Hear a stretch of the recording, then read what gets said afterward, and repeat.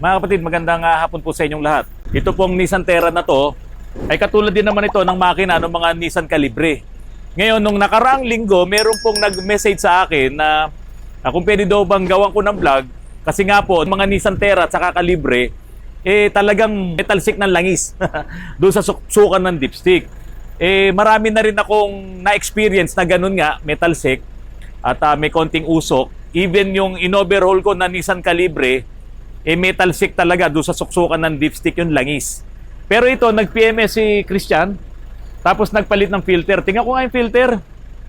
Sir, ayaw mo magpakita sa vlog, sir? Ay, di may-ari, oh. Tingnan nyo yung filter ni sir, oh. Dapat lang talaga ng palitan na, no? Grabe, mahal siguro nito. Si Nissan, talaga mamahalin ng mga pyesa nito, eh. Okay, so ngayon, one click naman. One click. Tingnan ngayon natin kung metal sick nga yung langis nito dun sa suksukan ng dipstick. Kasi ito, maayos na kotse ito, maayos na SUV. Nag-PMS lang tayo. Pero kanina ba, chinek mo to kung metal sick? Meron, siya ba yung dumating ng isang araw? Iba pa yun, metal sick din yun, no? Calibre, metal sick din, eh, no? Okay, halika dito, pakita mo dito. Tingnan natin. Okay, ito malamig pa. Pakuha yung flashlight ko doon. Malamig pa to, no? Painitin natin ng konti. Tingnan ko nga. Dali. Nandito yung kanyang dipstick. So ngayon kasi kay start lang. Bago ang langis. Sige. Yung flashlight natin kung kinuha. Sa maraming pagkakataon na nag-change oil kami nito, nagre-repair kami, may in-overhaul din ako. At yun nga po mga kapatid, yung talsik ng langis doon sa suksukan ng dipstick, meron po talaga. Kaya po yung iba, nagugulat sila pagdating sa talyer, nagrereklamo sila. Si sir, baka sakaling magreklamo, bakit nag-change oil lang kayo, tumalsik na. Ayan po mga kapatid, meron na, oh. Meron na po, oh. Lalagay ko yung kamay ko dito sa suksukan ng dipstick. Tignan natin kung magkakaroon ng talsik ng langis. O yan, tingnan nyo mga kapatid, oh. Ha? Oh. Okay. Ayan, oh, may init-init na nga eh.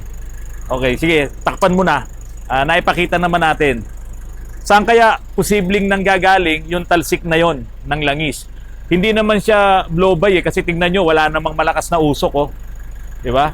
Kasi yung blow-by, epekto yon nung singaw doon sa piston ring, lumalabas yung compression dahil nga siyempre sasabog, yung napakalakas na pressure na yon lumalabas dito sa gilid ng piston ring, pumupunta doon sa crankcase.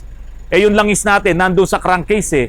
Kaya pag napupuno ng pressure yung portion ng crankcase na yon, itinutulak niya yung langis paakyat doon sa suksukan ng dipstick. Yun yung blow-by. Ito naman, hindi naman siya blow-by. Pero bakit nga mayroong tumatalsik ng langis doon sa suksukan ng dipstick? Ito po kasing mga makina na yan, siguro, ito siguro na lang dahil hindi ko naman talaga nakikita yung loob. Yung ikot po kasi nung sigunyal niya doon, talagang malakas yung ikot at nagkokos naman yon para magkaroon ng puwersa na iangat niya yung langis dun sa suksukan ng dipstick. Kaya yung iba ang ginagawa dyan, dinudugtungan nila yung suksukan ng dipstick para hindi nga lumabas yung pressure na yon. Pero kung sakaling malakas na talaga yung usok na sumasama, yung blow by yon. Ito walang usok eh. Kaya nga masasabi natin na na hindi po ito blow by. Yan. Kung yan may makikita na kayong malakas na usok, blow by po yan. So ito safe pa na maaaring yung pressure na yon ay galing doon sa mechanical parts na umiikot. Katulad dito sa ibabaw, pag tinanggal mo yung oil refilling cap niyan, merong tatalsik na langis, gawa nga po nung umiikot din yung camshaft doon sa ibabaw. So epekto naman yung talsik ng langis na yon nung camshaft. At kapag ka po malakas din yung hinga talaga ng makina, hinga hindi blow by. Ang makina humihinga kaya nga may breather yan eh. Kung talagang malakas yung hinga niya, possible din talaga na yung hininga na yon kapag ka inangat mo itong suksukan ng dipstick, mapipilitan umangat talaga yung langis. Pero hindi nangangahulugan na defective na ang inyong makina. Kasi wala namang kasamang usok. Kaya nakalabas na po yan. Kung yan ay may malakas na kasamang usok, yun ang delikado. Blow-by po yun. Po ba kayo galing? Sa Pasig. Pasig, okay lang, mabibidyo kayo. Yung mga kagwapuhan nyo, sir. Ito ano ba? Ano pong problema ng crosswind nyo? Ano siya, Matic ba to? Oo, Matic. Wala siyang speedometer, tapos may check trans. Ah, okay. Oo. Tapos, ang tawag dito, parang pag pag bumibirit, pag ginapakan ko at binitawan ko, namamatayan. Mamatay. Oo, tapos start. Okay naman. Dar naman. Sige. Pag ginanong sa bumibirit, doon naman. Kinakapos. Parang kinakapos. Sabi ko baka yung fuel pump. Nung pinta ng replacement, Lalo nagka-problema. oo. Ayun na. Binalik nila yung luma. Hindi. Maganda pa yung luma.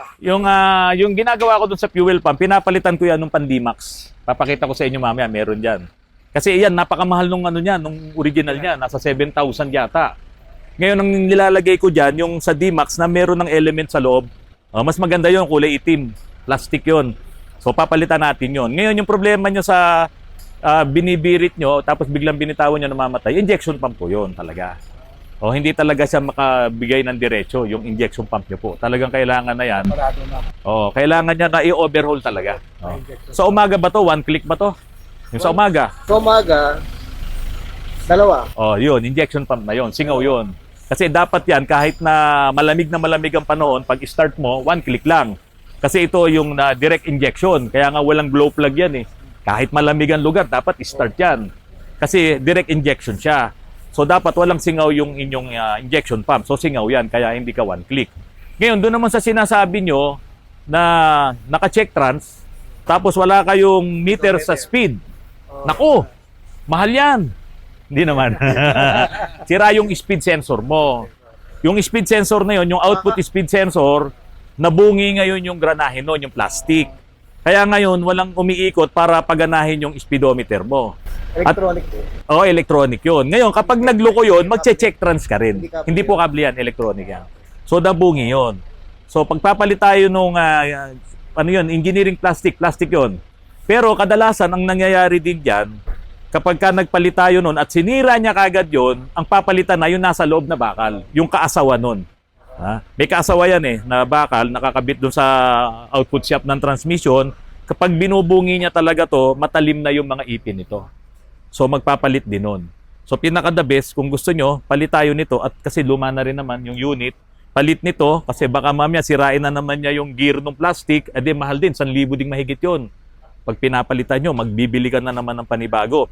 Kaya maganda, palit yung dalawa. Bakal sa bakal na yan. Bakal sa plastic po kasi. Bakal sa plastic pag matalim. Kung ganyan na nasira na yung sa inyo, malamang matalim na yun. Okay, so yun lang naman yun. Hindi malaking issue sa transmission. Ang malaking issue mo dito, yung injection pump kasi kailangan talagang i-overhaul natin yan. Magkakaroon nga ng mawawala yung check trans kapag ka napalitan nyo yung output speed sensor na yun. Yung doon nga sa sa odometer. Kasi ginagamit ng anak ko to. Napapansin ng misis ko, natatakot siya. Baka tirik niya. Tumit.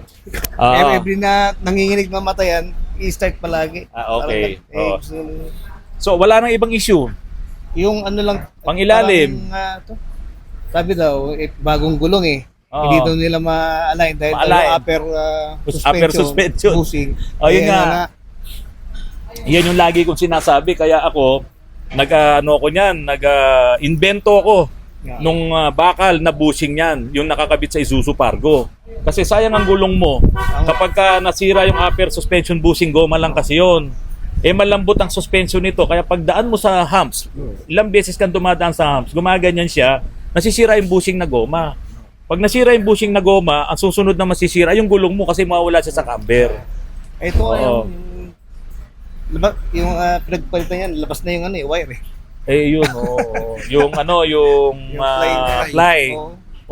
Kaya nga, yung mga naka-crosswind, marami na akong ginawaan yan, yung metal bushing, na yun ay pang Isuzu Pargo yun. So, pag yun, ganun na nangyari, hindi na yan masisira. Iingay lang pagka nawala ng grasa, kaya maggagrasa ka ngayon. May grease fitting. May susukan ng grease port para makapagrasa ka. Ito kasi talagang sirain po yan. At sayang ang gulong mo pagka hindi mo yan pinaayos. Wala na naman sa camber, hindi pantay ang kaya. Tsaka ang mga crosswind, tignan nyo, malaki wego. Halika dito, pakita mo. Tignan nyo wego. Hindi naman gumagalaw yung gulong. Kaya, salamat po. Kaya pag nasa highway ka, ganyan-ganyan ka. O ang ginagawa ko diyan, nandun, tingnan niyo yung mga nandun na crosswind na naka-rack and pinion. O, pag rack and pinion, para kang bumili ng bagong sasakyan. Kasi lahat ng mga yan, rack and pinion yan. O. Ayan, rack and pinion, lahat. Pati rebo, rack and pinion. Itong crosswind ang hindi nag-rack and pinion, gearbox eh. O, pati yung mga lumang Pajero, gearbox. Kaya malaki wego. O, hindi mo alam kung nakasentro yung gulong mo. Hindi. Kaya nananansya ka. Yung tatay ko nung araw, may jeep siyang pampasada. Sabi ko, bakit kaya ganun ng ganun yung tatay ko? O, drag link kasi yung gamit nun. O, ito, gearbox. Modelo ng konti, pero ganun pa rin. Mawego ko rin po. So yun, mga kapatid, wala na ibang problema. Titignan na lang natin pang ilalim. Kasi luma na eh. Alam niyo, pagka crosswind dito sa amin, talagang alam ko lahat ng problema niyan. Ayun, may nakasampa. Follower niyo ako eh. Ayun, katulad no sa inyo yun, magsikidad kayo. Yan, Highlander crosswind din yun, automatic din yun. Ang problema niyan, engine support, katulad nung ano nyo, din, saka may tulo ng langis dun sa pagitan ng makina. Kaya ipasisilip din natin yan. Yun naman ay collar gasket saka crankshaft oil seal. Ayun, kaya yun, nakababa ngayon ng transmission nun at saka yung kanyang crankcase. Ala na, para magastusan ka pa. Hindi, i-check po natin yan. Paanda rin nyo nga po, tingnan ko lang yung makina, pakibuksan din yung hood. Boss Weng, ito, iaano natin, i-double check. Ay, bago na. Bago, oo. Ito kasi automatic, kaya may turbo. Ayan. Ito naman kasi ay galing sa init. Tingnan natin kung may blow-by. Ayan, may usok, oh. Tingnan natin kung tatalsikan langis. May usok siya, oh. Pakita mo, may usok siya. Kita, no? Sige ngayon natin kung tatalsikan lang. May ingay ang belt.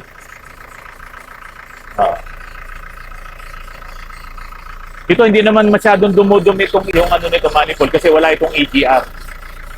Ito kasi naka-turbo pero wala na may EGR. Okay.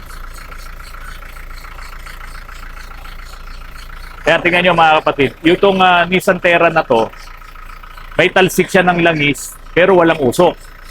Yung sa inyo naman, may usok, walang talsik ng langis. Ako, may duda na ako dito. Bigyan mo ako isang gwapong mekaniko, Ayan. Lika dito, Pogi. Jomar. Kasi ito, may usok dito. Tapos, sa dami ng mga ginagawa nating mga 4JA1, mga Isuzu, talagang ito, nababasa ito ng langis eh. Pakita mo. Nababasa yan. Sa'yo, tuyo, ano? Tuyo, ito. Tuyo. Yung breather niya, tuyo. Baka yung kanyang bentila, barado. Kaya tuloy ang usok lumalabas dito. Halos lahat ng crosswind, kapag ka dinala sa amin, lalo na pag luma, talagang nababasa ng langis to. Pati dito. Yung sayo, wala man lang kahit konti. Baka yung kanyang ventila valve, stuck up, barado. Kaya ngayon, napipilitan yung usok dito lumabas. Kaya minsan, pag inano mo to, may pressure eh. Tignan mo ngayon, baka barado. Tanggalin mo lang yon. Tignan natin kung may hangin doon. Sige, pakitanggal mo nga.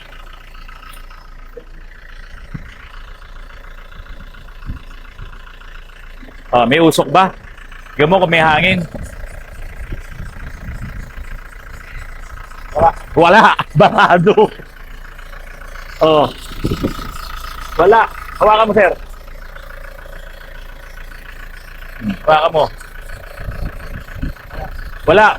So yung, kumbaga sa tao na may sipon, barado ilong. Kaya lumalabas ang usok sa... Hindi naman po. So yun, nakita natin na magpapalit ka ng ventila valve ito. Baka pag nagpalit tayo nito, mawala na tong usok dito. Kasi wala ka namang talsik eh. Wala nga ba? Wala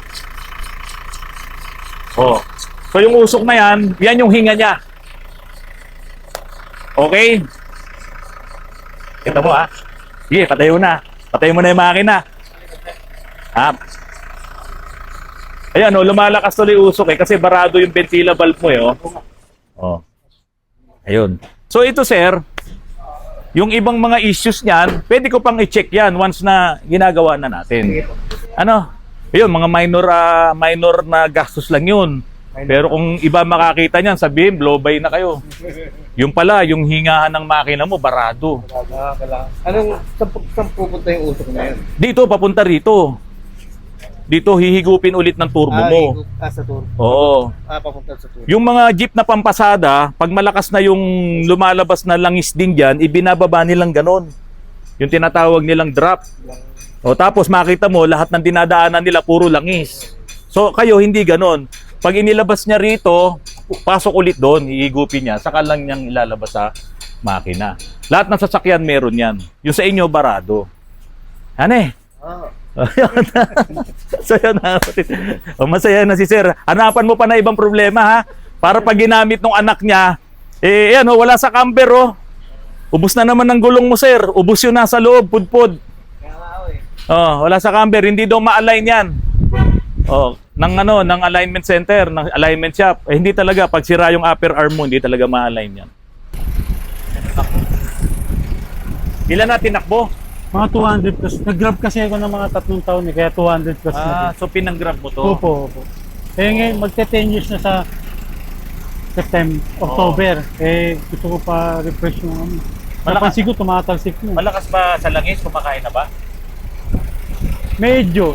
Oo, kumakain na. Kasi dito palang saan galing yung usok na to? Ito po. Nag-down Sinanggal ka na. Oo. Oo. Yung breather, kasasabi ko lang kanina ito. Oh, yung breather niya, oh. Ayan, umaano na yung langis.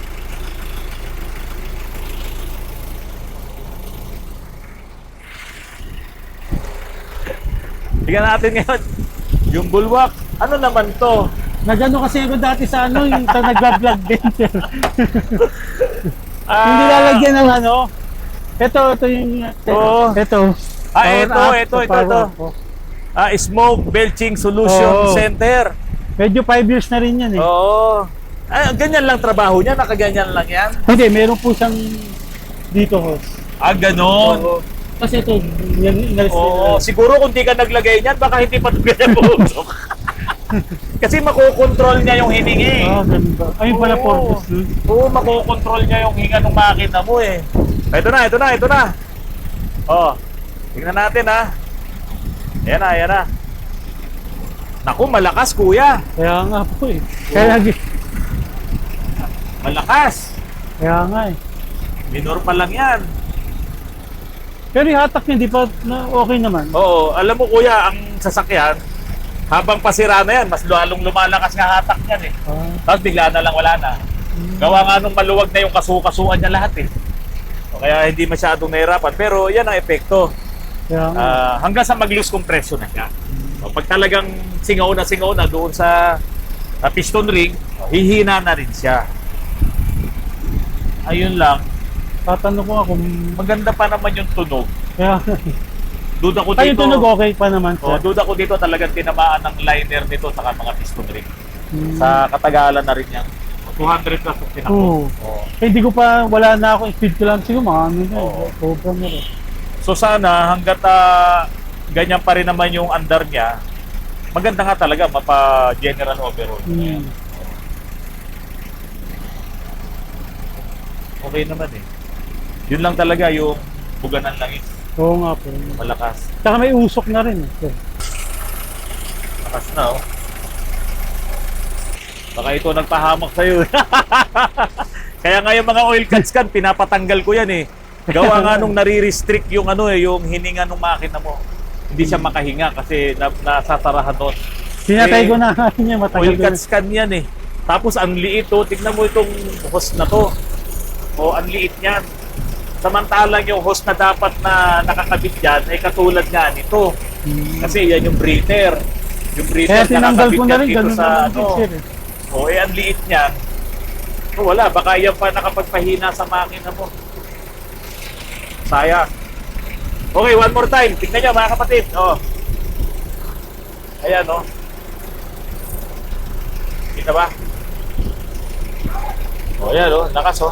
Dito o. O yan, tama na, sa amin langis. Sige na, sige na. Yes, Mga dito.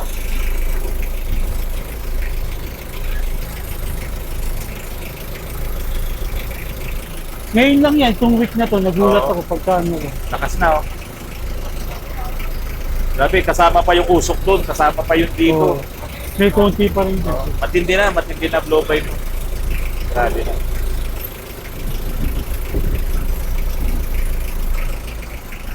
Ayun mga kapatid, kahit bumabagyo at hindi magandang panahon, napakasungit ng panahon, no? Buong Metro Manila, pati sa mga karatig na probinsya, nagbabahaan, hindi po tayo titigil sa pagtulong po sa mga subscribers ni Autorans sa talagang dinadayo po dito sa Antipolo.